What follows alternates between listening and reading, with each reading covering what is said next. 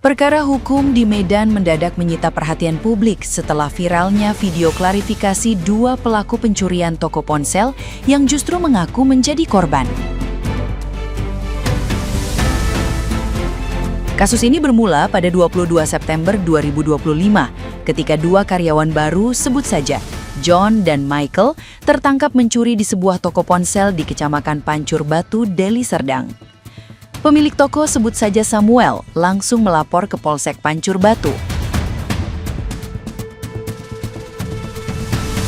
Namun situasi berubah rumit setelah muncul dugaan bahwa kedua pelaku pencurian mengalami perlakuan kasar setelah keberadaan mereka terlacak di sebuah hotel kawasan Medan Tuntungan sehari kemudian.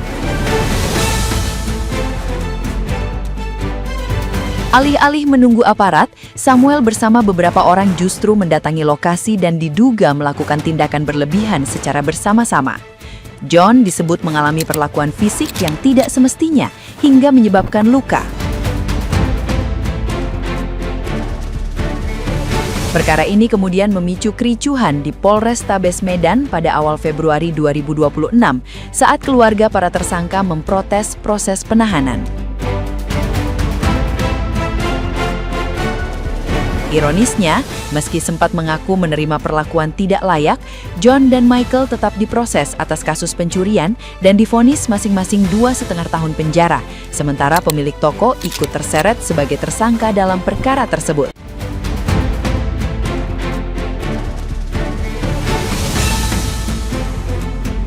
Nah, gimana nih menurut netizen yang terhormat? Silahkan berkomentar ya.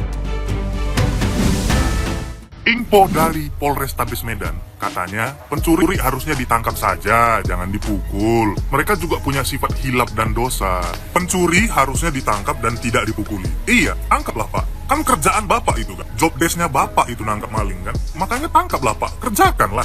Oh iya, sekalian juga lah Pak, Bapak proses hukum itu. Oknum anggota Bapak yang turun tanpa SPT, tidak mendamaikan ataupun menghimbau supaya jangan terjadi adanya kekerasan, malah suruh korban untuk nangkap malingnya. Akhirnya maling dan korban tangkap-tangkapan dan dia cuma nengok-nengok aja. Tolong Bapak tangkap itu oknum anggota Bapak. Lihatin guys, gara-gara yang kemarin jambret di Sleman, sekarang jadi ribet kan antara korban sama pelaku. Lihat, dua maling minta keadilan ke polisi usai digebukin. Dan sekarang pemilik toko HP-nya tersangka guys.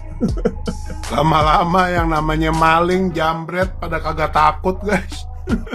Kagak takut karena harus sesuai SOP. Kalau menurut kalian gimana guys? Coba bahas di kolom komentar guys. Harus gimana kita guys? Pernah denger gak kata mana ada maling aku? Di 2026 ini ada guys, dua orang pencuri toko ponsel di Batu Deli Serdang, Sumatera Utara mendadak viral. Tadi keduanya mengakui membobol toko ponsel, namun mereka merasa keberatan atas tindakan main hakim sendiri. Jadi mana ada sih yang punya toko kalau kemalingan terus bilang, oh ya udah ambil aja bang, ambil. Ini gara-gara kasus yang kemarin nih, orang ngejar-ngejar malingnya nabrak tembok, langsung jadi maling-maling di kopi, jadi manja. Jadi sekarang kalau misalkan menghakimi maling tuh tidak berperi kemalingan. Sudah baca berita artikel ini? Klarifikasi dua maling yang dipukuli minta keadilan kepada polisi, disuruh usut tuntas dan penjarakan orang yang sudah mereka, katanya. Hukum macam apa ini coba? Cuma ada di pemerintahan sekarang. Pelaku kejahatan minta keadilan dan seolah-olah dilindungi. Gimana tidak merajalela coba aksi kejahatan kalau pelakunya malah dilindungi? Ini yang salah hukumnya atau memang institusinya?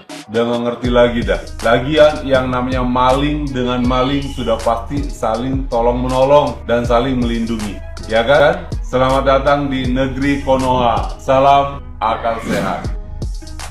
Yang melawannya kau waktu digrebek sama pelaku itu, makanya silap dia, dilotupkannya kau sekali. Coba kau nggak ngelawan, lurus-lurus saja kau. Ngaku kau udah, kau jelaskan panjang lebar, udah nggak dilotupkannya kau. Karena melawannya kau. Coba kau ditangkap sama aparat kepolisian. Kau buat kayak gitu, melawan kau. Nggak usah cerita lah kau. Bukan cuma dilotup kan kau, ditempel kau.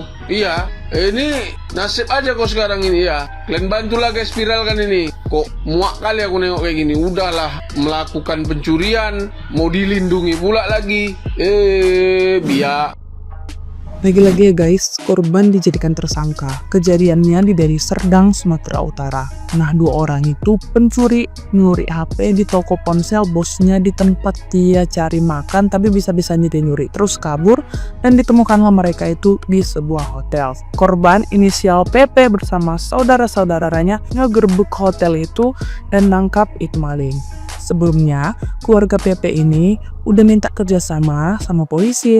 Cuman ada perkataan polisi yang bilang amankan aja baru bawa sama kami gitu kan. Ya mungkin di perjalanan ada indikasi kekerasan karena si pencuri ini juga bawa sajam. Terus si 2 orang pencuri itu nggak terima dan melaporkan balik korban ke pihak berwenang hingga akhirnya PP yang awalnya korban jadi tersangka. Kacau kalian, tambahlah profesi maling kalau kayak gini terus, sumpah.